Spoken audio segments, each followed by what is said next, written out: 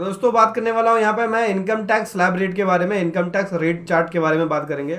Financial year 21-22 और assessment year 22-23 के लिए क्या इनकम टैक्स का रेट होगा, सभी पर्सन्स के लिए समझेंगे, चाहे वो इंडिविजुअल हो, चाहे एचयूएफ हो, या फिर एसोसिएशन ऑफ पर्सन हो, या बॉडी ऑफ इंडिविजुअल हो, या कोई भी any other artificial judicial person हो, कंपनी हो, पार्टनरशिप फॉर्म हो, फॉरेन कंपनी हो, तो सभी के बारे में समझेंगे इस वीडियो के अंदर।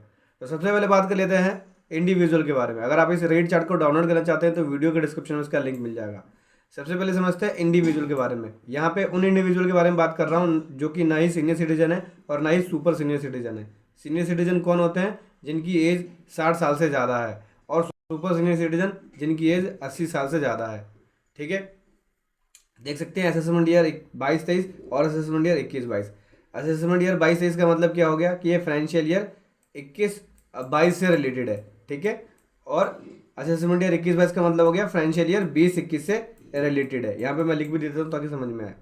अभी हम बोलते हैं कि 2.5 लाख तक की इनकम है, चाहे वो 21-22 में हो चाहे 22-23 में हो, दोनों में ही टैक्स नहीं लगेगा 2.5 लाख तक की इनकम पे। 2.5 से 5 के बीच रेट जो है 5% का है दोनों ही असेसमेंट ईयर में, और 5 से 10 के बीच 20% का टैक्स का रेट है दोनों ही असेसमेंट ईयर में।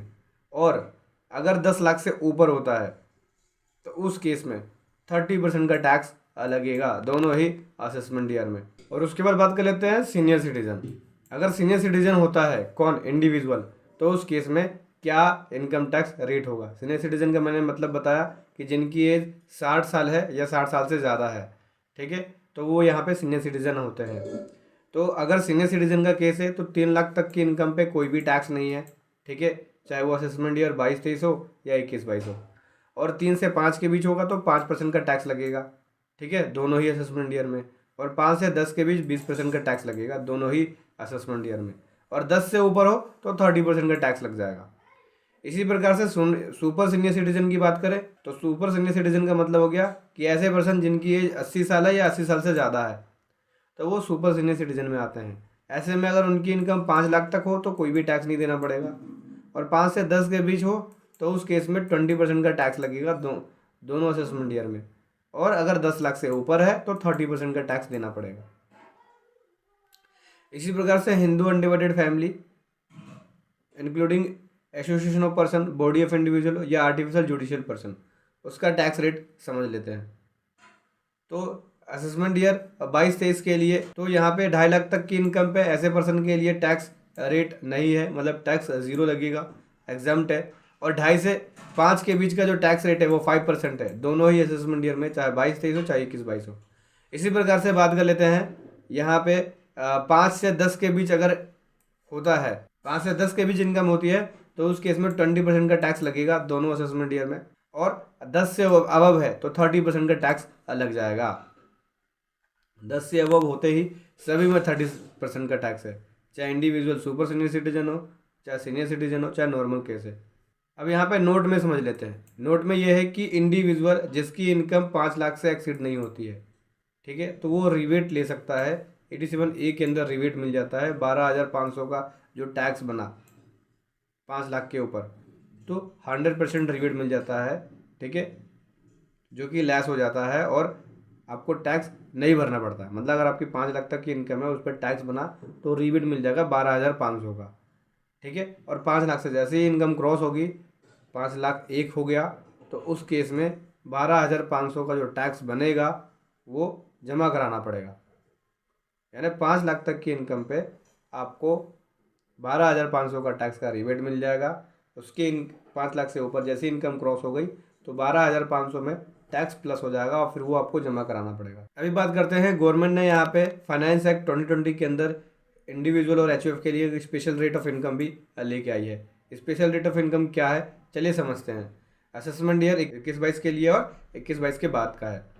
क्या स्पेशल रेट इनकम है कि अगर आपकी इनकम इंडिविजुअल्स की या एचयूएफ की इनकम अगर 2.5 लाख तक होती है तो कोई भी टैक्स नहीं देना। 2.5 से 5 के बीच होता है तो 5%, जैसे ऊपर बताया मैंने। और अगर आपकी इनकम 5 से 7.5 के बीच होती है तो 10% आप टैक्स भरना पड़ेगा। और अगर आपकी इनकम 7.5 से 10 के बीच होती है तो उस केस में 15% का टैक्स भरना पड़ेगा। और 10 से 12.5 के बीच में है तो 20% का टैक्स भरना पड़ेगा, और 12.5 से 15 के बीच में है तो 25% का टैक्स है, और अगर 15 से ऊपर है तो उस केस में 30% का टैक्स है। तो ये स्पेशल रेट ऑफ इनकम है, ये भी आप चाहे तो ऑप्ट कर सकते हैं और इसके हिसाब से आप अपने टैक्स को पे कर सकते हैं। तो इंडिविजुअल के पास और एचयूएफ के पास ऑप्शन है कि इस फॉलोइंग रेट के हिसाब से टैक्स को जमा करा सकते हैं। तो दो रेट है, एक ये है स्पेशल रेट ऑफ इनकम और वो था नॉर्मल स्लैब रेट। एक रेजिडेंट इंडिविजुअल जिसकी इनकम 5 लाख से ज़्यादा नहीं होती अवेल कर सकता है, ठीक है। और मैंने आपको रीबेट का बता ही दिया कि अगर आपकी रेजिडेंट इंडिविजुअल जिसकी इनकम 5 लाख से एक्सीड नहीं होती 87A के अंदर रीबेट मिल जाता है। 12,500 का टैक्स जो बनता है वो 100% रीबेट मिल जाएगा, उसको आपको जमा नहीं कराना पड़ेगा, ठीक है। अगर इंडिविजुअल मान के चलिए कि स्पेशल रेट ऑफ इनकम लेता है और इसकी इनकम 7.5 से 10 के बीच में है तो उसे 15% का टैक्स भरना पड़ेगा, ठीक है। ऊपर वाले स्लैब रेट में क्या भरना पड़ रहा था, ऊपर वाले स्लैब रेट में अगर आपकी इनकम 5 से 10 के बीच में तो 20% का टैक्स था, और 10 से ऊपर अब में 30% का था। इस स्पेशल रेट ऑफ इनकम में यहाँ पे राहत ये मिल गई है, 5 से 7.5 के बीच 10% भरना पड़ेगा, और 7.5 से 10 के बीच 15% है, और 10 से 12 के बीच 12.5 के बीच 20% है, 12.5 से 15 के बीच 25% है, और 15 से अबव होने पे 30% भरना पड़ रहा है। उसके अंदर 10 से अबव होने पे आपको 30% भरना पड़ रहा था, और 5 से 10 के बीच आपको वहाँ पे 20% भरना पड़ रहा था। और दोस्तों बात करूँ यहाँ पे स्पेशल रेट फॉर इंडिविजुअल या एचयूएफ को यहाँ पे न्यू टैक्स रिजीम भी बोला जाता है। इसको आप न्यू टैक्स रिजीम भी बोल सकते हो।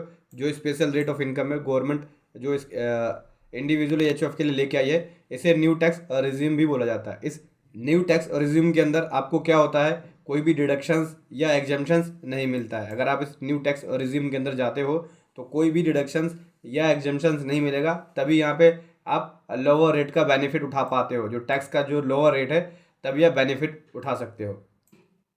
अगर आप ओल्ड रेट में रहना चाहते हो, जैसा कि आप देख सकते हैं ये है ओल्ड रेट, या आप नॉर्मल रेट भी बोल सकते हो या ओल्ड रेट भी बोल सकते हो। ये है ओल्ड रेट या नॉर्मल रेट।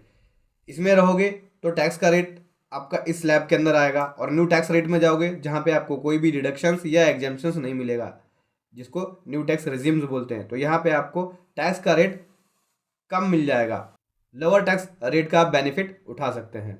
और दोस्तों बात करें रीबेट के बारे में, अगर आप न्यू टैक्स रिजीम में जाते हैं तो रीबेट के बारे में बात करें तो अगर आप इंडिविजुअल हैं, रेजिडेंट इंडिविजुअल है, और आपकी इनकम 5 लाख से क्रॉस नहीं होती तो 87A के अंदर रीबेट मिल जाता है। मतलब कि अगर 5 लाख तक की इनकम पे आपका टैक्स बनता है 12,500 तो पूरा उसका रीबेट मिल जाएगा, आपको टैक्स ज़ीरो भरना पड़ेगा। अगर आपकी इनकम 5 लाख से क्रॉस होती है, चाहे 1 रुपये भी क्यों नहीं बढ़ गई, 5 लाख 1 रुपये भी हो गई, तो उस केस में 12,500 पे जितना टैक्स प्लस होगा वो आपको जमा कराना पड़ेगा। अब बात कर लेते हैं पार्टनरशिप फॉर्म के बारे में, उसका टैक्स रेट क्या होगा। तो असेसमेंट ईयर 22-23 के लिए partnership form including LLP limited liability partnership form, इसका टैक्स रेट 30% होगा। अगर आपका यहाँ प्रॉफिट 1 रुपये का भी होता है तो उसके ऊपर 30% का टैक्स पे करना पड़ेगा, ठीक है। यानी पार्टनरशिप फॉर्म इंक्लूडिंग LLP के ऊपर 30% का टैक्स लगेगा। इसी प्रकार से बात कर लेते हैं लोकल अथॉरिटी के बारे में। अगर लोकल अथॉरिटी है तो असेसमेंट ईयर 22-23 के लिए लोकल अथॉरिटी का टैक्स रेट 30% होगा। अब बात कर लेते हैं डोमेस्टिक कंपनी के बारे में। तो डोमेस्टिक कंपनी के बारे में जो रेट है वो अलग अलग है। असेसमेंट ईयर 21-22 और 22-23 के लिए ये है रेट, देख सकते हैं, ये है 21-22 और ये है 22-23। तो यहाँ पे ये कंडीशन है, इस कंडीशन के हिसाब से डोमेस्टिक कंपनी के लिए इनकम टैक्स का रेट है। अगर यहाँ पे टर्नओवर प्रीवियस ईयर के अंदर 18-19 के अंदर 400 करोड़ से क्रॉस नहीं होती तो 21-22 में 25% का टैक्स लगेगा, ठीक है। 22-23 के लिए एप्लीकेबल नहीं है, ठीक है। और अगर आपकी टर्नओवर प्रीवियस ईयर 19-20 के अंदर 400 करोड़ से एक्सीड नहीं होती तो असेसमेंट ईयर 22-23 के अंदर 25% का टैक्स लगेगा, 21-22 के लिए एप्लीकेबल नहीं है। और इसके अलावा कोई भी अदर केस है तो उस केस में 30% का टैक्स लगेगा दोनों ही असेसमेंट ईयर के अंदर, मतलब ये वाला केस एप्लीकेबल नहीं होता है। तो अगला बात कर लेते हैं स्पेशल रेट डोमेस्टिक कंपनी के लिए, ठीक है। ये है पुराना रेट, नॉर्मल रेट, अब ये है स्पेशल रेट, इसे भी आप न्यू टैक्स रिजीम भी बोल सकते हो आप। तो यहाँ पे अब 21-22 और 22-23 के लिए स्पेशल रेट डोमेस्टिक कंपनी के लिए क्या होगा। अगर यहाँ पे कंपनी ऑप्ट करती है सेक्शन 115B है तो उस केस में 21-22 के लिए टैक्स रेट 25% और 22-23 के लिए भी 25%। और अगर ऑप्ट करती है 115BAA को कंपनीज डोमेस्टिक कंपनी तो 22% का टैक्स रेट 21-22 के लिए और 22-23 के लिए भी 22% का टैक्स रेट। और अगर यहाँ पे कंपनी ऑप्ट करती है सेक्शन 115 BAB तो 15% का टैक्स रेट दोनों ही असेसमेंट ईयर के लिए लगेगा। अब बात कर लेते हैं फॉरेन कंपनी। असेसमेंट ईयर 21-22 और 22-23 के लिए क्या रेट होगा। दोनों ही असेसमेंट ईयर के लिए ये रेट एप्लीकेबल है। अगर कोई रॉयल्टी रिसीव हो रही है गवर्नमेंट से या इंडियन कंसर्न से, ठीक है, एक एग्रीमेंट के अंदर अगर एग्रीमेंट बनाया गया है जो कि 31 मार्च 1961 के बाद है लेकिन 1 अप्रैल 1976 से पहले है, ठीक है, तो फ़ी उसके ऊपर और या फिर फ़ी है जो टेक्निकल सर्विसेज दिए उसके ऊपर रिसीव की जा रही है, ठीक है, तो उस केस में 50% का टैक्स रेट है। और कोई और अदर इनकम है तो उस केस में 40% का टैक्स रेट है। कोऑपरेटिव सोसाइटी के लिए बात करें, असेसमेंट ईयर 21-22 और 22-23 के लिए टैक्स रेट क्या होगा। कोऑपरेटिव सोसाइटी के लिए अगर इनकम 10,000 तक है तो 10% का टैक्स रेट, और 10 से 20 के बीच है तो 20% का टैक्स रेट, और 20,000 से ऊपर है तो 30% का टैक्स रेट लगेगा कोऑपरेटिव सोसाइटी के लिए। स्पेशल रेट कोऑपरेटिव सोसाइटी के लिए क्या है कि कोई भी इनकम अगर होती है तो उस केस में 22% का टैक्स रेट दे सकते हैं। ये 22-23 के लिए है स्पेशल रेट, अगर कोऑपरेटिव सोसाइटी ऑप्ट करती है स्पेशल रेट को। स्पेशल रेट को आप न्यू टैक्स रेजिम भी बोल सकते हो। तो कोऑपरेटिव सोसाइटी के लिए भी स्पेशल रेट है एक। अगला बात कर लेते हैं सरचार्ज के बारे में। दोस्तों नॉर्मली मैंने अभी आपको बताया टैक्स के बारे में, लेकिन इनकम टैक्स के अलावा सरचार्ज और एजुकेशन सेस भी लगता है। तो क्या होती है लिमिट सरचार्ज की या एजुकेशन सेस की। सरचार्ज पहले समझते हैं किसको बोलते हैं। देखो दोस्तों सरचार्ज क्या है। सरचार्ज जो लगता है इनकम टैक्स का जितना अमाउंट बनेगा उसके ऊपर सरचार्ज लगता है। रेट होते हैं, परसेंटेज डिसाइड होते हैं, उस परसेंटेज के हिसाब से सरचार्ज लगता है जितना इनकम टैक्स बनेगा उसके ऊपर। अब यहाँ पे जो सरचार्ज की लगने की लिमिट है वो टोटल इनकम के ऊपर की, आपकी टोटल इनकम क्या हुई स्पेसिफाई लिमिट है उसके हिसाब से सरचार्ज की। तो ये है रेट ऑफ सरचार्ज 22-23 के लिए और 21-22 के लिए।